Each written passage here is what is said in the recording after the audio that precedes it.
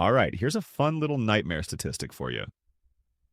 63% of Americans are living paycheck to paycheck, and half of them make six figures. Yeah, let that sink in. You can have a Tesla in the driveway and still be one rent payment away from calling your mom for a loan. So, when I grabbed 4 finance books written by YouTubers, I had one question. Are these actually life-changing? Or just expensive versions of their free content with a shinier cover and a photo shoot where they're wearing a blazer over sneakers? And listen, I didn't just skim them. I highlighted, I tested strategies, I ran the numbers. Basically, I sacrificed my free time so you don't waste yours. Some of the advice worked like financial steroids. Some, yeah, let's just say my bookshelf has trust issues now. Quick disclaimer before we go further.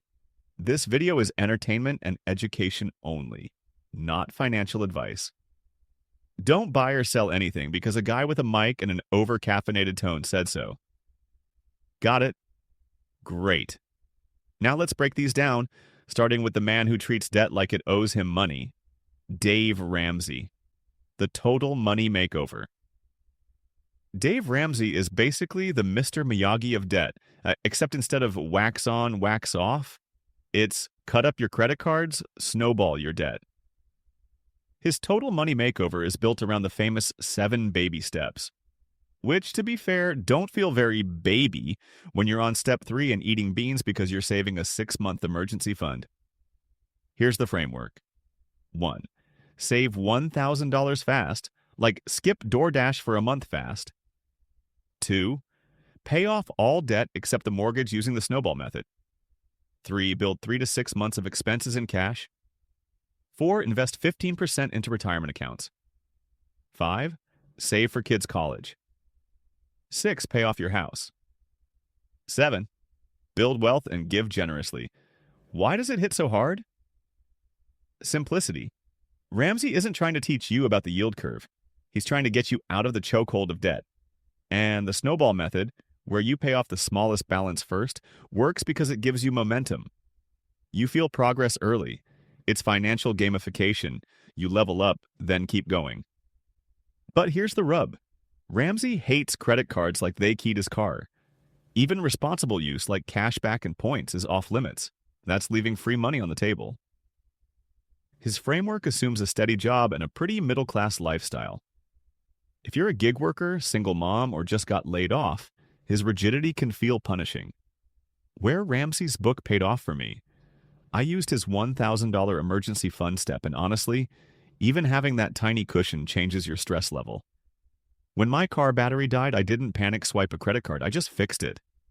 But while Ramsey's yelling no credit cards, the next guy, Ramit Sethi, is out here telling you to spend more money. Yeah, he's the anti-Ramsey. I will teach you to be rich. Ramit doesn't do guilt. He doesn't do shame. His catchphrase is, spend extravagantly on the things you love and cut costs mercilessly on the things you don't.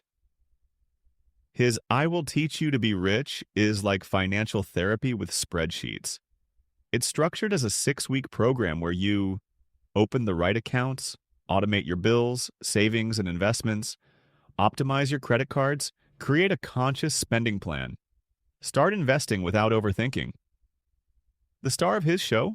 Automation. He wants your bills, savings, and investments set up like Netflix subscriptions. Set it, forget it, and let compounding do the heavy lifting. And then there's like his rich life philosophy. Instead of saying, no lattes, you peasant, Ramit says, buy the latte. Buy the trip. Just make sure you're funding the stuff that matters first. This is a game changer for people who feel guilty every time they swipe a card for something fun. Money's supposed to improve your life now and later. But here's where it falls short. His recommended savings rate is 10%.